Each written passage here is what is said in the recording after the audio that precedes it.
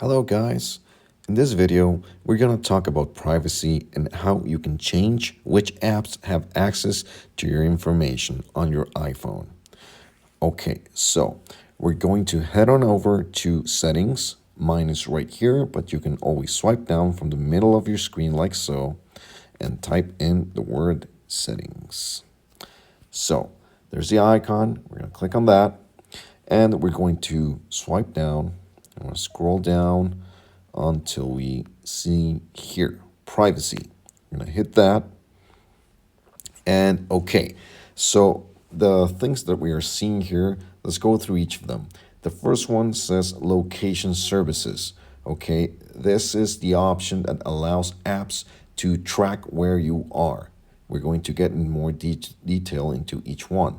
Tracking is similar, and then contacts, which apps have information about your contacts, and then your calendars, reminders, photos, etc. So let's start with location services. Okay, we're gonna hit that, and as you can see, as you can read here, it says location services uses GPS, Bluetooth, and crowdsources Wi-Fi hotspot and cell tower locations to determine your approximate location. Okay, so look at all these apps of mine that have access to my location. And the reason that we want them to have access to our location is that, for example, this one right here where it says air pollution. When I open the app, I want the app to know where I am so that it can give me information about that particular location. Okay, and other apps like this one, the UVA, it's a bank. Um, that those kinds of apps require that I give them my location for security concerns. This way, they know that if I'm in Mexico, so every time I open the app and they know that I'm in Mexico, it's just a security check. If I open the app and I am somewhere else in another country, that's a security concern, and then they might pause my account for security. Now, as you can see, there's this indication on the side of each app. So, for example, in this one, air pollution, it says while using, and then let's air visual, the same, iWit, the same. And let's see, for example, we have this one right here that says camera, never, Chrome, never.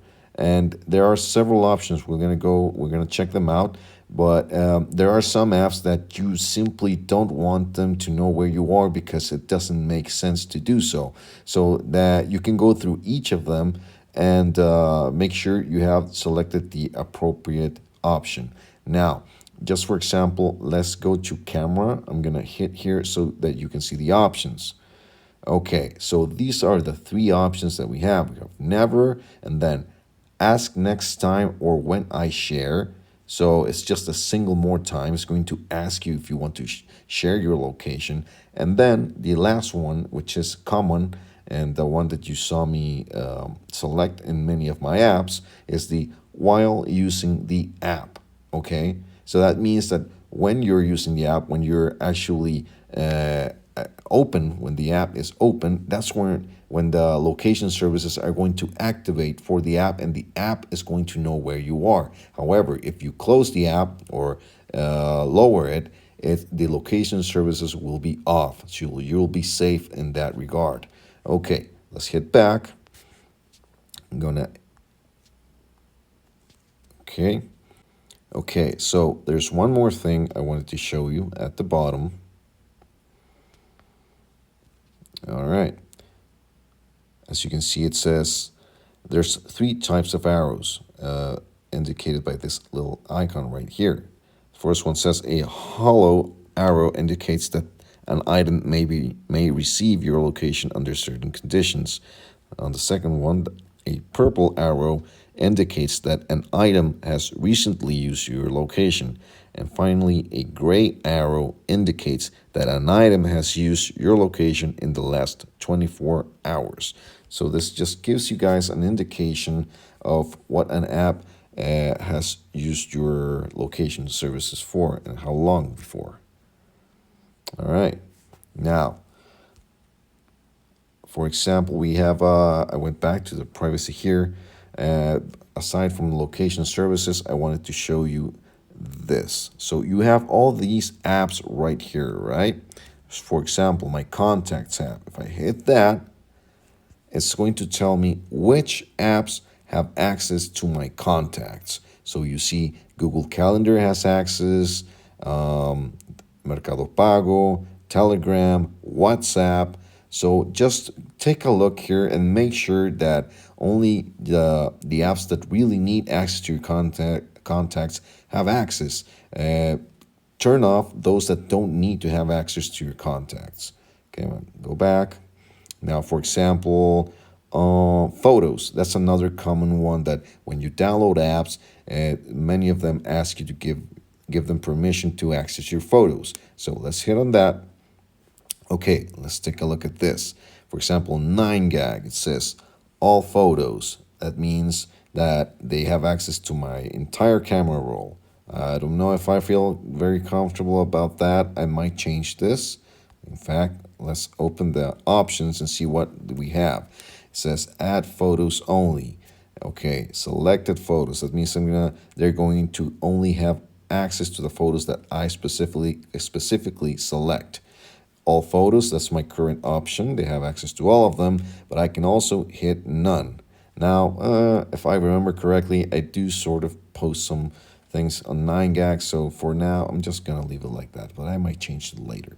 Okay, let's do another one. For example, let's see what else. Okay, now I think this is pretty clear. I'm just gonna hit back. I want to show you, for example, Bluetooth. Okay, so there are fewer apps, but for example, the iWit, this is like a doorbell. I do want them to have access to my Bluetooth because that's how it communicates. But there's other apps that may have or may not. For example, Google Maps, it does have access to my Google. That's because it connects to my car. So you can check here which apps you want to have access to each of these services. Okay, guys, this is always check your privacy settings. It's very important that you have that you don't give more information that you need to. So that about wraps it up, guys. Thank you for watching. Don't forget to like and subscribe, and I will see you on the next episode. Have a great day.